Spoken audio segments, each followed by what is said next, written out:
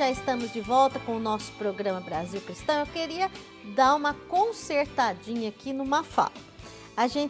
Eu falei que eles ficaram 51 horas ouvindo o Papa. Não, eles ficaram 51 horas ouvindo tudo o que estava acontecendo lá, né? E o Papa ficou 51 horas ouvindo. Foi isso, né, Pedro? Exatamente. A ideia do sínodo é essa, para que o Papa possa ouvir a sua Sino, igreja, né? e ter, portanto, uma visão global do que acontece nas diferentes culturas, nas diferentes sociedades. Era isso que ele queria ouvir. Por isso, porque é tão difícil ouvir, né?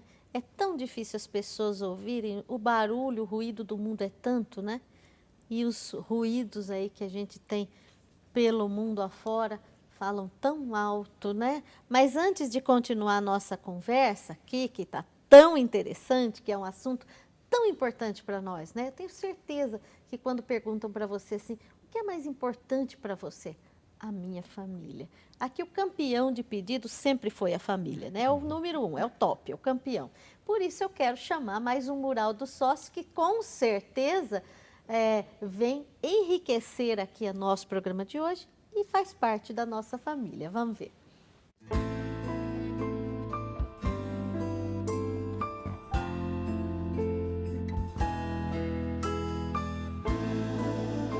Para o Mural dos Sócios de hoje, recebemos a foto da nossa sócia Iraci Tomasi e a família de Eugênio Ferreira, de Canela, no Rio Grande do Sul. Receba o nosso muito obrigado. Que Deus continue a conceder ricas bênçãos a todos vocês.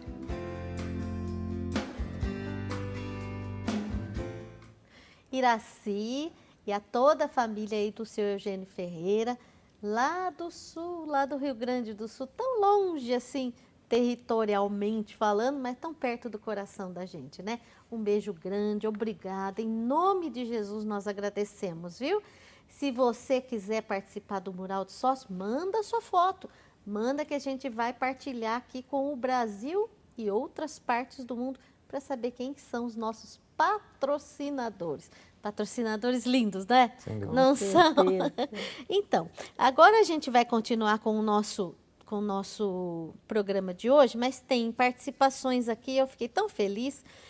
A Elizabeth Alves Penido, lá de Belo Horizonte, Minas Gerais. Elizabeth, nós vamos rezar pelo Eimar, viu?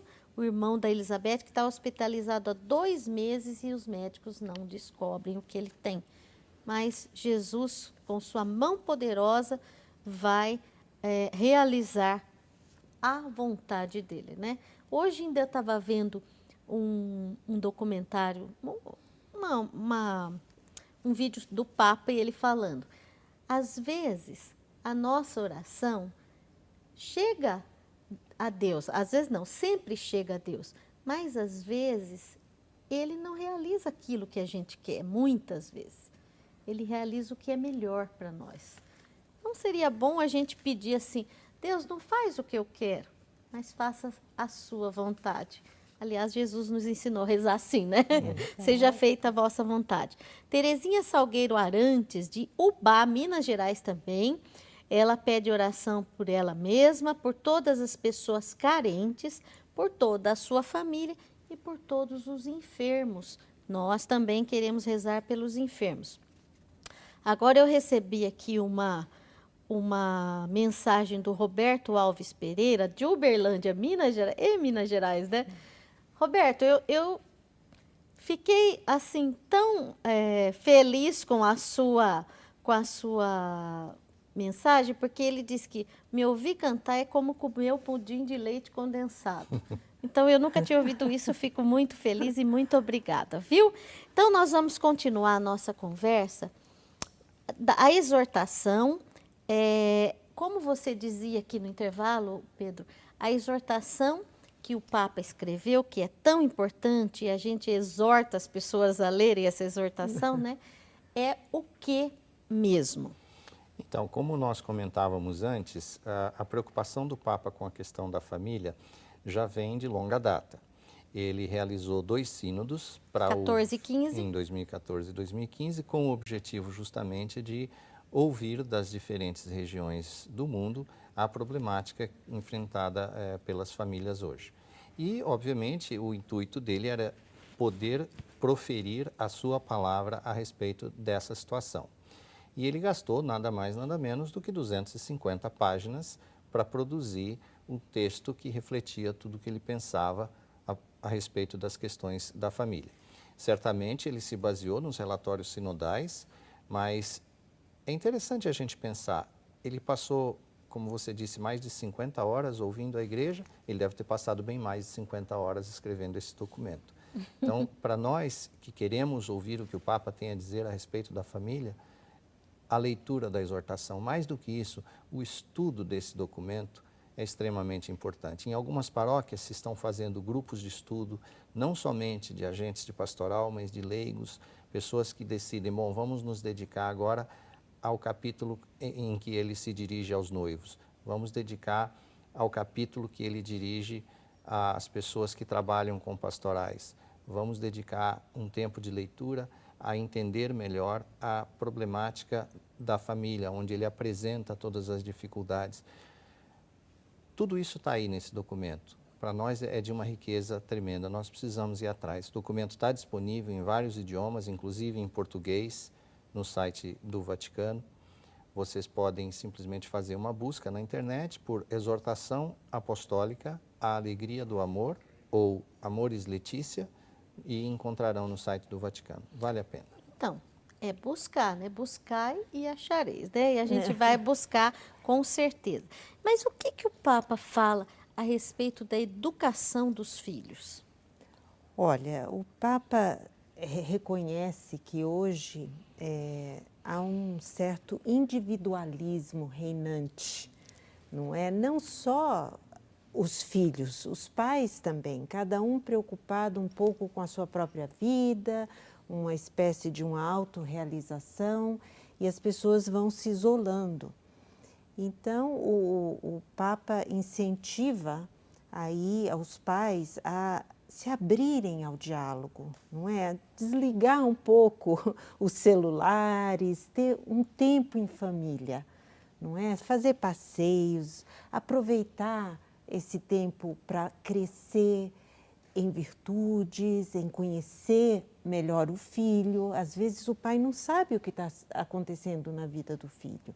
Então, essa abertura ao diálogo, a ouvir os filhos adolescentes, não é? Muitas vezes se bloqueia e o pai não chega a ouvi-los. Então, isso é uma das propostas que o Papa põe muito concretamente. Além de educar os filhos na vontade, não é? Porque muitas vezes, eu não estou querendo fazer isso, mas eu quero ir para essa festa a qualquer custo. E os pais vão cedendo, ao invés de dizer, não convém você ir para essa festa, não é? Ou não convém tal coisa, ou vamos adiar aquela gratificação. Não tem que ser tudo esse imediatismo. Então, educar à vontade, não é? E dessa forma, nós educamos também para que ele saiba usar bem a sua liberdade. Como que esse filho vai se portar diante do mundo se ele tem uma vontade enfraquecida, não é? Quando ele já tem essa vontade mais fortalecida, ele vai sempre agir em busca do bem. Sem dúvida. Então, são dois temas aí que o Papa aborda no capítulo 7 de uma forma muito concreta, dando orientações concretas aos pais. Então, é um capítulo dedicado a isso. Capítulo 7. Exatamente. Isso. Então, olha, os pais aí já comprem ou busquem, né? Tenham acesso à exortação e já vão lá direto no capítulo 7, né? Mas o Papa também nos diz da ausência do pai, né? Ele chamou essa tensão, aí, a ausência do pai na vida da família, ali na vida familiar. Exatamente. Essa é uma questão que foi muito discutida durante o Sínodo, tanto no de 2014 quanto no de 2015, porque na visão dos bispos que participaram do Sínodo, muitos dos problemas que acontecem na sociedade hoje são decorrentes da ausência do pai no processo educativo dos filhos. na ausência do pai dentro da família, na ausência do pai dentro do matrimônio, do esposo, né? E então ele ressalta a importância dessa presença, e às vezes o que a gente nota é uma espécie de ausência de presença, ou seja, está ali, mas está com a cabeça em outro Meio lugar. de corpo presente, como a gente Corpo fala. presente, né? É o pai que conversa com o filho de trás do jornal, é o pai que diz, espera um pouquinho porque agora eu estou assistindo o jogo do meu time favorito, quando na verdade ele deveria estar dando atenção, brincando com o filho pequeno, conversando com o filho maior, aconselhando o filho que está começando a tomar mais sérias decisões. Então, é fundamental que seja resgatada essa participação do pai na educação dos filhos. Não pode ficar só por conta da mamãe, né? E a maioria dos pedidos que nos chegam, né, são de esposas e mães, né? São essas mulheres que levam, né, que levam nas costas, vamos dizer assim, né? E o que a gente poderia fazer? Qual seria um jeito da gente, iniciativas para acontecer isso? Bom, eu acredito que justamente, veja que o Papa começa no capítulo 4, incentivando o diálogo entre o esposo e a esposa. Então, é natural que nesse diálogo, além de fortalecer esse amor apaixonado entre os dois, muito do diálogo também é sobre os filhos. Então, nesse diálogo onde o esposo conversa com a esposa, vão falar desse assunto e vão estudar também, vão ver as consequências de um pai que está ausente na família. Deixa eu comentar uma coisinha só para complementar esse ponto da questão da ausência do pai. A gente às vezes ouve aquela historinha, né, perguntam para o filho, né, o que você quer ser quando crescer? Ele diz, eu quero ser como meu pai. Puxa, que bacana, por que você quer ser como o seu pai? Ah, porque assim eu não terei que ir à missa aos domingos. Ou seja, o filho olha para a situação da família, onde ele vai, enquanto pequeno, acompanhando a mamãe para a missa dominical, mas o pai se abstém de fazer isso, né? Ora, eu queria mencionar uma estatística interessante. Quando você tem uma conversão numa família, isso leva a uma influência aos demais membros. Nós temos números que mostram que quando um filho dentro de uma família passa por um processo de conversão, em 7% dos casos, ele acaba levando a família toda. Quando é a mãe, ela consegue levar cerca de 40% dos casos a família toda a um processo de conversão. Quando é o pai, mais de 90% das famílias também passam por esse processo de conversão. Então, o exemplo paterno nas questões de espiritualidade, nas questões de religião, é fundamental. A nossa responsabilidade como pai de famílias é muito grande. E nós temos que assumir isso. Então, quando você pergunta o que devemos fazer, eu estou respondendo o que o pai deve fazer. Dar o exemplo. Porque os seus filhos um dia serão pais de família.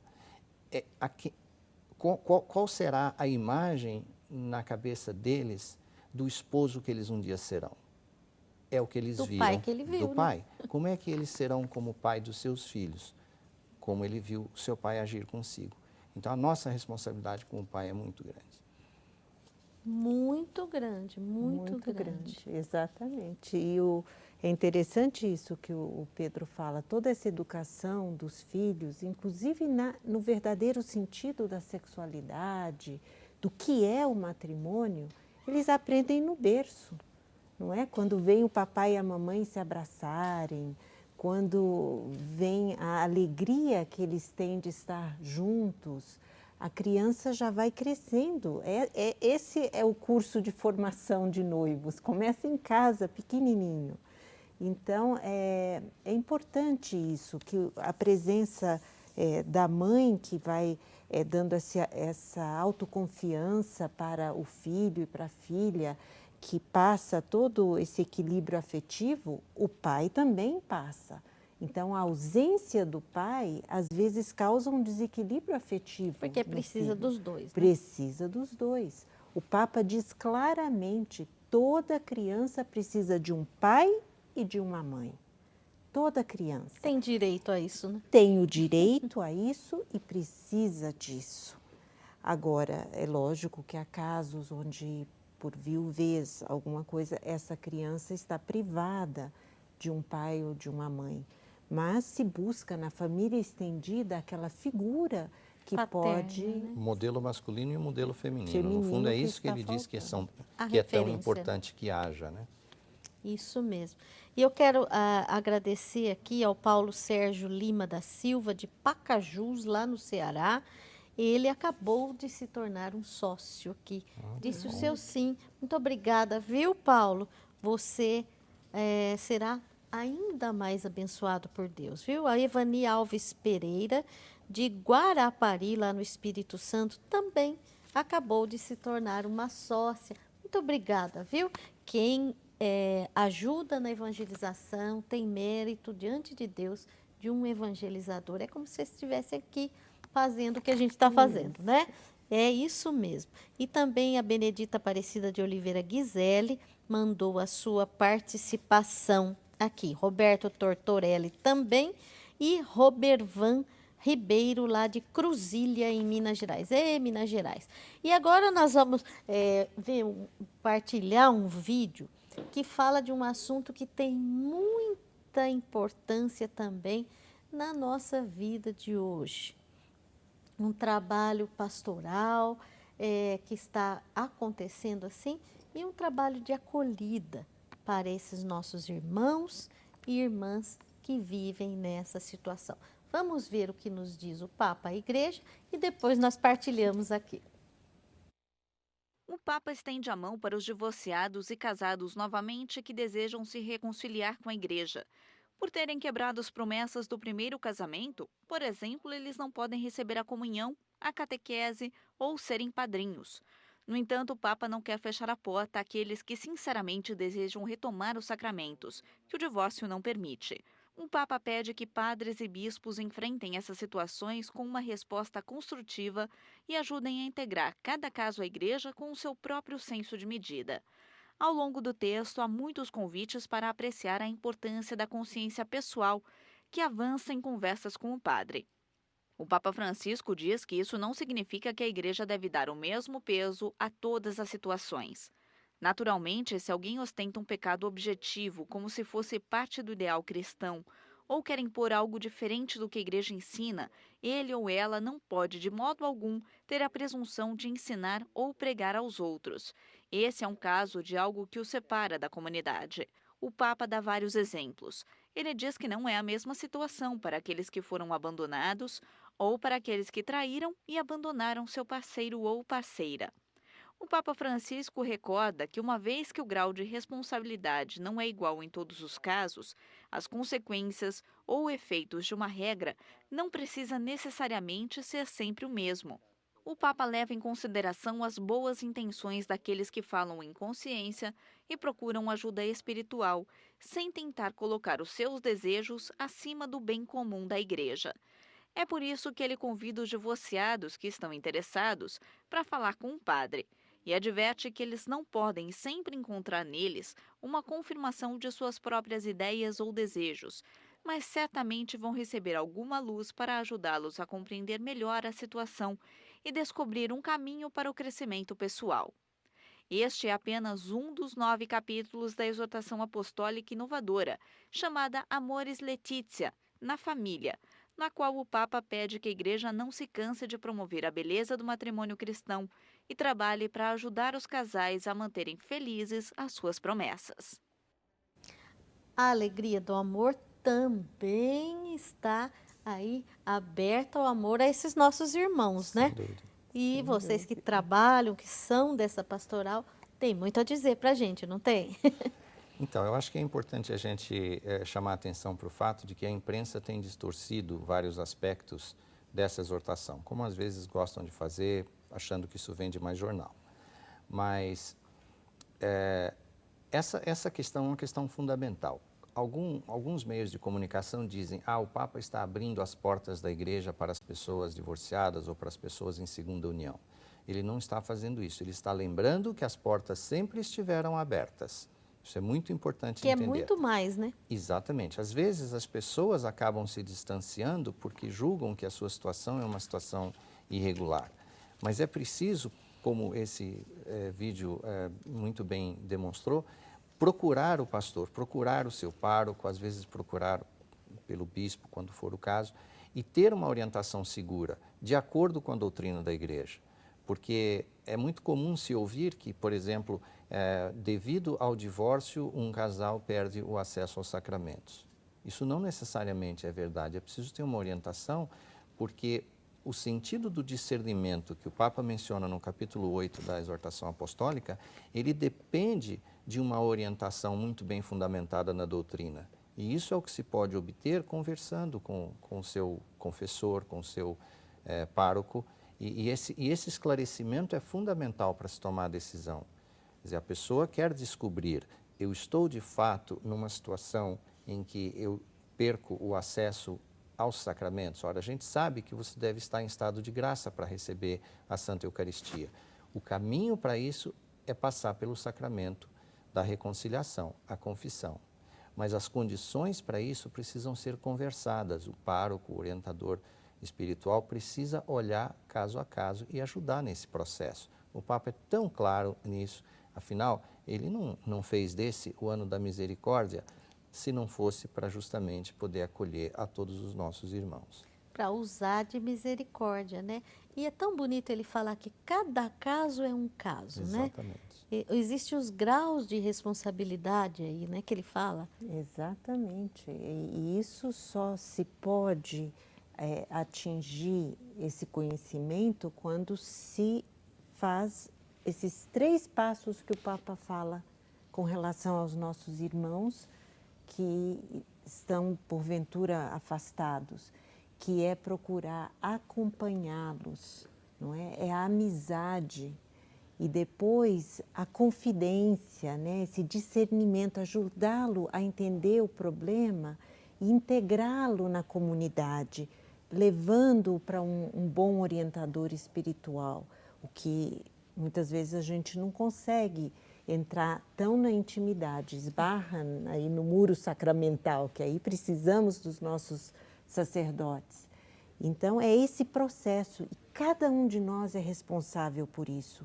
Se eu tenho uma vizinha que está afastada, eu devo me aproximar dela, eu devo fazer uma amizade com ela para propor a ela o caminho de volta à casa. Não é? Isso é o que o Papa nos pede. Que lindo, acompanhamento, né? Discernimento e integração. Misericórdia, né? Isso tudo resumimos na palavra misericórdia, né? O coração de Jesus. Você conhece alguém que está nessa situação? Você está vivendo essa situação? Então, busque ajuda, né? Hoje nós temos aqui um casal que pode ajudar você, pode responder. Nós estamos quase no final do programa, mas ainda dá tempo, né?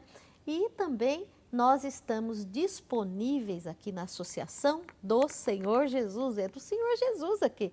Nós estamos aqui na Associação do Senhor Jesus para receber as pessoas também, nesse sentido. Acolher, responder, ajudar e conduzir ao caminho certo, à volta, né? Padre Eduardo sempre diz uma frase tão linda: volta para a casa do Pai. Essa é a sua casa, a nossa querida Igreja Católica. Volta para a sua casa. Está de portas abertas. Sempre esteve, né? Sempre esteve de portas abertas. Então, a gente vai por um pequeno intervalo. Não esquece, daqui a pouco tem sorteio. Manda a sua participação, sua pergunta, sua oração, que nós estamos aqui para te receber. Até já.